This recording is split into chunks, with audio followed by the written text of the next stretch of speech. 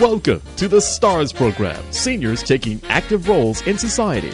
And now, here's your host, Anita Finley. Well, I have the privilege of interviewing Alexander W. Dreyfoos, who, among other things, many things, wrote a book called Passion and Purpose. And it's a book, of course, that he put all his heart and soul in. But more than that, Alex gave this to the community because the community doesn't know half the things that Alex put in this book. I know he didn't. And Alex actually has a split personality. He has the mechanical, the engineering part that created so much. And on the other hand, he's the cultural softy. He's the one that's so loving and so kind, and everybody just follows him. So with that, Alex, I want to ask, how long has this book been in the making? It really has been quite a while. I'm a member of, before I was age 50, I was a member of the Young Presidents Organization. It's a very vital and interesting group of businessmen that was started. I don't know if anybody knows Stan Rumbo, who still lives in Palm Beach, and I think he's 96 now, and he was this co-founder of YPO, and the whole concept of YPO was if one of your employees has a problem, he talks to the boss, right? If the boss has a problem, he talks to his boss until it gets up and they talk to the president. Well, who does the president talk to if he doesn't quite know what to do? And the whole concept was, let's start an organization of presidents. So go talk to other presidents and sort it out. And this worked out as a wonderful organization, which now has, last time I remember was 15,000, but I wouldn't be surprised. It's well over 20,000 now. And it's become an international organization.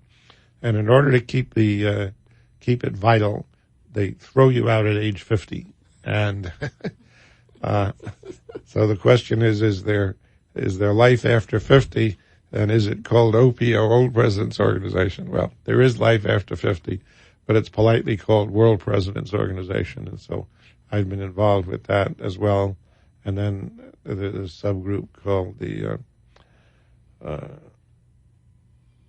well, there are a lot of groups. Anyhow, there are a lot of groups. In your mind, this has been a great group. Anyhow, the WPO group did a review of me, a nice story in one of their things, and I thought the author was quite good, and a lot of people have been suggesting that and in fact his name is a second name here.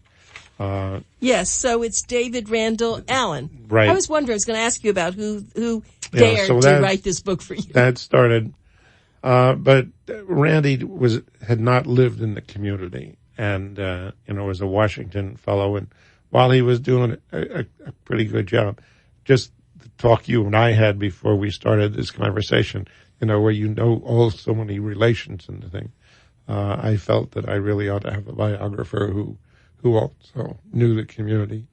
And Lisa Steinhardt. Yeah, she did an oral history of me through the Historical Society, and she has done oral histories of many of the greats in the community, and so she was able to have the kind of rapport that you and I just established before we started to do this interview. Well, after saying that, let me go back to your family. I was very impressed with your father. I even wrote a little bit Bill wrote about that in the book review. You had a fantastic relationship with your father, who was also an engineer, didn't you? He certainly would have been an engineer had he had the educational opportunity. He never went past vocational school, but he loved engineering. I think one of the biggest assets to my young life was that my dad was 56 when I was born. His first wife had passed on from cancer, and they had not been unable to have kids. They adopted a girl, so I had a half sister since passed on, adopted sister, but his wife never felt confident in wanting a boy, so my dad was somewhat frustrated about that. So he did remarry after his first wife passed on, and I was a product of that. I also had a sister. But the beauty of having a 56-year-old father was that his career he'd done what he was going to do, and he literally devoted his whole life to me, which was incredible. From, workshops, wood shops in our basement, to teaching me photography, to, even though he knew very little about electronics or radios, he encouraged me. He was an amateur cellist, and my mother was a professional cellist, so there was a lot of music around the home, and I loved it. I was never a player, but I loved listening to music, and I was appalled at the difference in quality between listening to live music and listening to the old, in those days, those shellac 78 RPM records. Even though the new 33s were just coming in, still audio quality was terrible. And my dad encouraged me, and I ended up building audio amplifiers and ended up being the DJ at school dances. And he kind of got me interested in ham radio, and I had my amateur radio license very early on. And he always said when I was a youngster, he had his friends around, and here I was, 3 feet high, and he sort of pat me on his head as he introduced me to his friends. Said, Alex is going to go to MIT. And it was always, Alex is going to go to MIT. And so I just accepted, well, Alex is going to go to MIT. And fortunately, about my 10th grade in high school, I had the first teacher interview, teacher advisor interview. And I waltzed into her office, and she says, well, young Dreyfoos, what are your aspirations? And I said, well, I'm going to MIT. Not I'm going to try. So she looks at my grades and says, oh, no, you're not. Not with these grades. But fortunately, this took place in my 10th year. And New York State, where I grew up, had a regents exams, such that what you did in your junior and senior year would erase anything previous to that. So That's you smart. did well in those. And so I was fortunate I got into MIT. I never even took the SATs. They sent me an acceptance letter before I was scheduled to take the SATs. So the first thing I did was cancel them. So wait a minute. So now your father's dream came true. And Dad did live until he died in Thanksgiving of my sophomore year. So he at least got to see me go through the first year. But something about you, and you must have had that from the beginning, because you can't invent it as you've invented other things, the energy, the power, the passion. You've had that somehow all your life, haven't you? Renate, keeps saying she's never met anybody with my energy. It is slowing down. I find I sleep a lot more now than I used to. But, no, I love life, and just find lots and lots of things exciting. Well, let's kind of then move a little bit further. So now you have educated yourself very well, and you have a mind of an engineer and of an inventor. And what did you do with it? Where did you go next? Well, let's stay with MIT for another second, because, as I mentioned to you, my dad was a photographer. His specialty was taking pictures of the musical and theatrical crowd of New York City, which is where he met my mother. But when he passed on, the New York Times did a much nicer obituary than a nominal photographer would have got. Not because he was the world-class photographer, but because so many of the pictures he took were in the arts section of the New York Times. And so anyhow, that nice obituary occurs, and I go back to MIT. MIT has this wonderful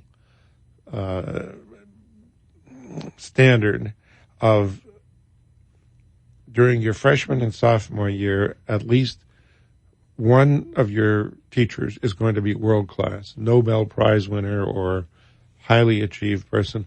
And you went into a lecture hall. It was very much like a Greek amphitheater. You'd walk in by the speaker, who had his desk with whatever apparatus he might be talking, and you'd fan out and you'd sit there.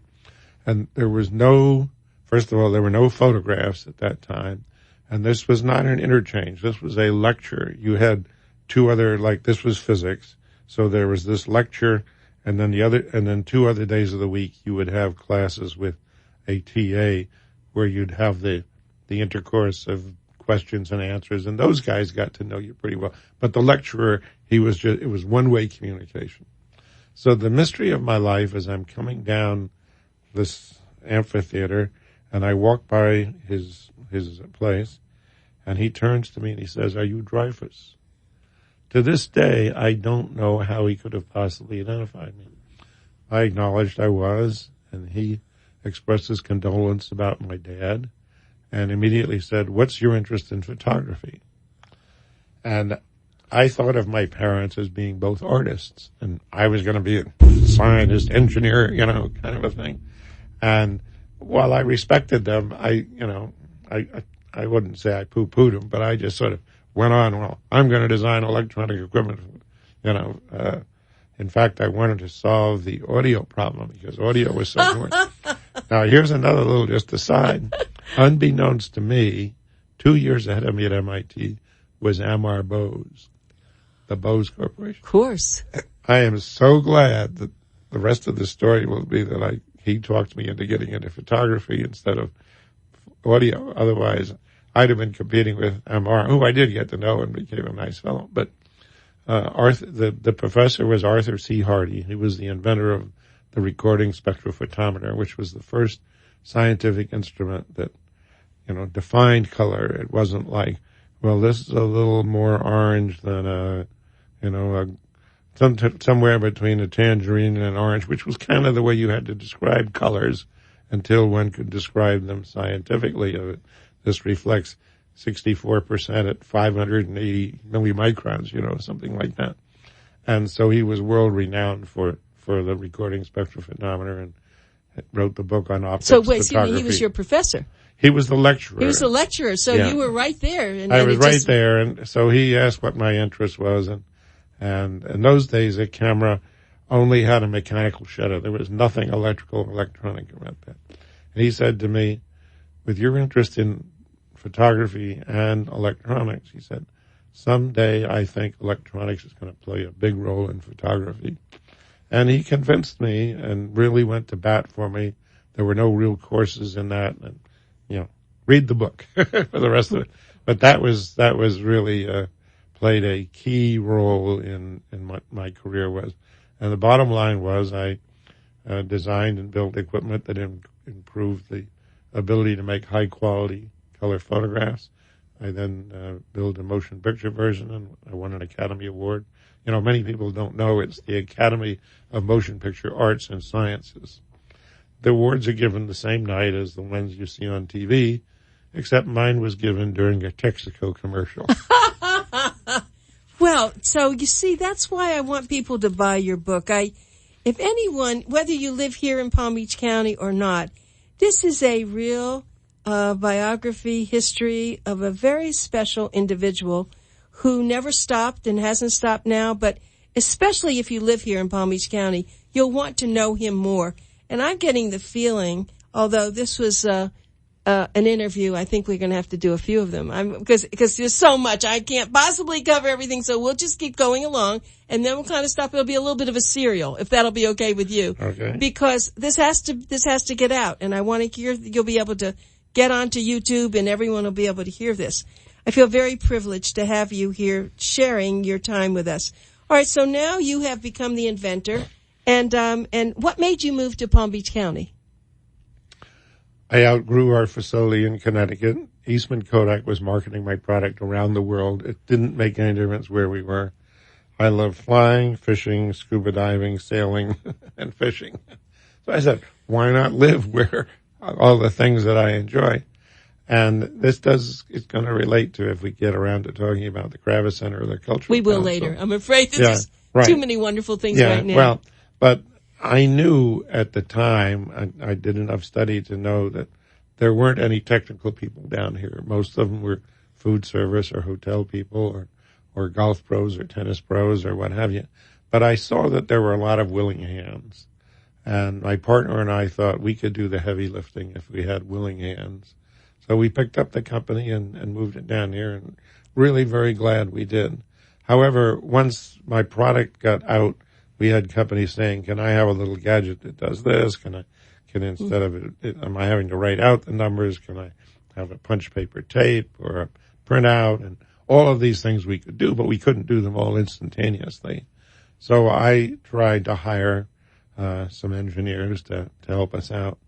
Actually going around Route 128, which is around MIT and Cambridge. And after about the third or fourth person came down that I liked and would have liked to have hired, and you'll know that there were some nice homes being built up in the North Palm Beach area and Palm Beach Gardens area, and I would hand them a housing brochure, and I'd say, I really like what you're doing, and I think you'd find this a nice place to live, and here's a house, where some houses are, and spend the weekend and come down. Well, after about the fourth person came back and said, well, I like what you're doing, and it's a pretty area, and it looks like some nice housing. But that old cliche, but this seems to be a cultural desert. Well, of course it wasn't. We had the Norton Museum, we had Palm Beach Opera, we had Ballet Florida, we had the Four Arts. But I had to admit that the likelihood of your discovering that over the course of a weekend was pretty slim. Well, by this time I had acquired Channel 12, and that's another story. But, when you see a public service announcement on a television station, yes, the FCC requires a certain number. But when you see a lot of them, it means one thing: you haven't sold the time. That's true. So there was a lot of that at Channel 12 during those early years. And I just decided that I would cut a commercial and say, anybody who might like to start a cultural council, show up at my studios. And that night came, and I couldn't fit everybody in. And I said, all right, I'll be chairman for 1 year. There was one person in the audience I knew. I might have known a couple of others. But John R. Smith, who's an attorney and patent specialist, I said, John, you be chairman after 1 year. And I had one of the gals who worked for me, it was Judy Goodman. And I said, I'll let Judy Goodman spend a little time until you're able to hire an executive director. And here are the marching orders. I want a cultural calendar. That's that. I walked out, and we did do one other important thing during the year, and that was Judy and Will Ray passed the bed tax, which has now given well over $70 million to our community, and it's a wonderful way to pay for that. I'm not a big believer in government doing things and taxing, but of course when visitors come down, we have lots of facilities for them, and this is a great way for them to acknowledge that with a small bed tax. So what you actually did, though, because of your background with music, with your father and your mother, it was inside you. You really not only wanted to help professionally the business people, but in your heart, you loved music and you loved that. Well, and I realized that, Einstein used to say a day without music is a wasted day, and there is a Nobel Prize winner at Scripps who just passed on a few years ago who started out to be a viola player. And when he realized that he wasn't going to be numero uno, shifted to medicine and then wins the Nobel Prize in medicine. How's that for versatility? Well, but a lot of people still, they use music as an avocation, their community orchestras. Exactly. And so, you should be able to make your decision as to whether you want the arts or science, later on in life, and not have to be put into a pigeonhole at an early stage. One thing I want to share with our listening audience, if you have not ever been to the Kravis Center, because this show goes all the way down into Broward, into North Miami, and it's really something, it's a world-class cultural center. We now have the Arch, which we didn't have when this, of course, was built, which is the Kravis Center, and we did have Broward Center. And so... Well, it only opened about a year before we did, so we weren't very far behind. And in fact, the reason I took on the Kravis Center was really two things. One, my partner was killed in a very unfortunate bicycle automobile accident, so I decided to turn my attention outward. But that first year at the Cultural Council, they decided to do a needs study. You and I just talked earlier about the leaky teepee, and of course nobody liked it. And the community studies showed that what they really wanted was a performing arts center. But I didn't give that much thought until John Smith, after I passed the baton to him, he says, well, Alex, you did a good job in starting the Cultural Council. how about taking on this Performing Arts Center thing? Well, my ego got to me a little bit. I thought, well, this wasn't too bad. 1 year, and I got the council going, and now it's on its way. I'll spend a year getting the Performing Arts Center organized, and I'll walk away. Well, it took 11 years for us to build the Kravis Center. And then I stayed on as chairman for the next 15. So no one could have done what you did because I was there in the early years, and you're right. It was like, what are you going to do? And you're going to build what? Where? Where are you going to get the money from? And you found that certain people in Palm Beach, and people respected you. And so when you said you wanted to do something, you weren't just someone who decided, well, this will be a nice thing. You came with a lot of power, and people like you, and they respected you. And when you believed in it, I remember all this. I remember you believed in it. And even though I thought, wow, this is going to be a big deal. But if I'm correct, that when you did build it and it was finished, it was a $60 million building with no debt. And that is so unheard of. Is that true? The building cost, I think opening night we had raised 58. I never told anybody to stop. And now, I think we're well over $120 million in gifts to the center. And the community right now is providing us over $5 million a year over and above ticket sales in support our educational facilities and expansion programs. And now really the children, incredible. and now having the high school of the performing arts. This is so unheard of. You should really, and I know you pat yourself on the back, you're not an ego person, but if you can just sit back and think about if Alex Dreyfoos hadn't been here, what really would it have looked like? Well, maybe something would have happened. That was my feeling. Somebody will pick up the ball. Well, you really did it. And I'm glad that we've talked about this, but there's so much more to your life. And I want to kind of now back up a little bit and let's go on to, it is interesting to see your love of, all the mechanical, play toys. I'm going to call them play toys. The planes, the helicopter, the ship, anything that moves. You like to fish. And I know you've traveled all over the world on your ship.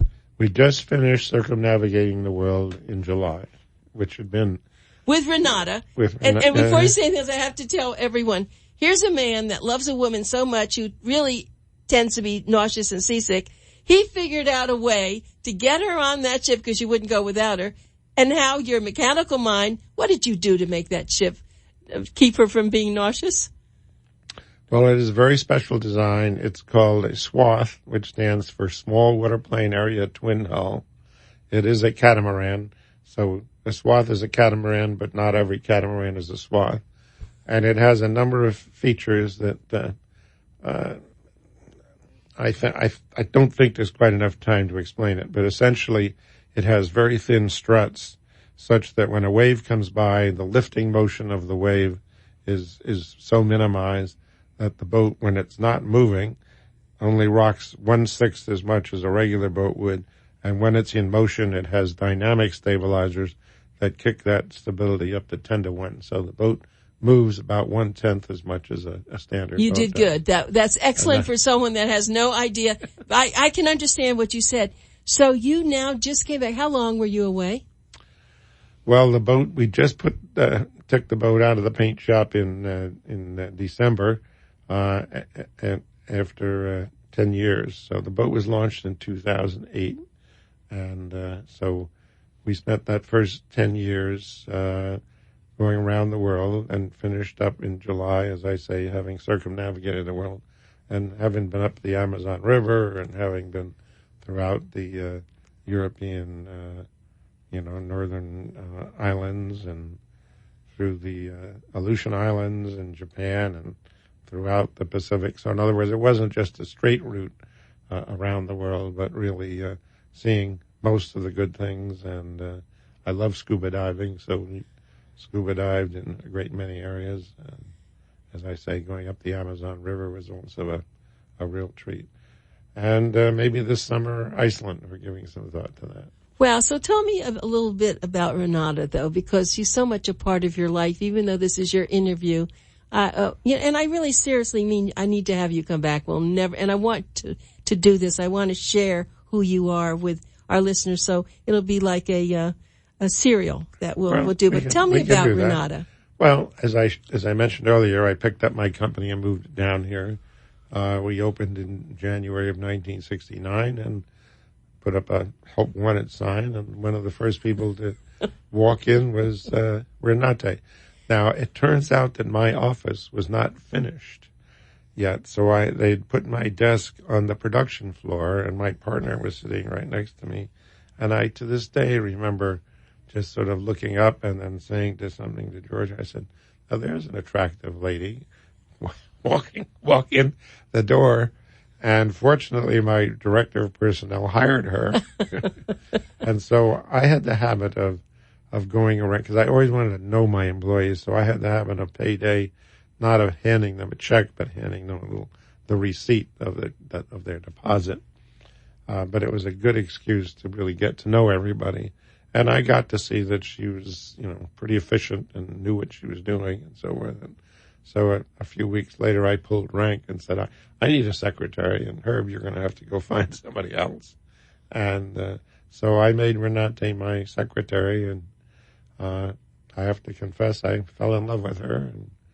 And my first marriage, was great, bringing up my kids and so forth, but it was, anybody who has remained married since their 20s was either extremely lucky or is a glutton for punishment.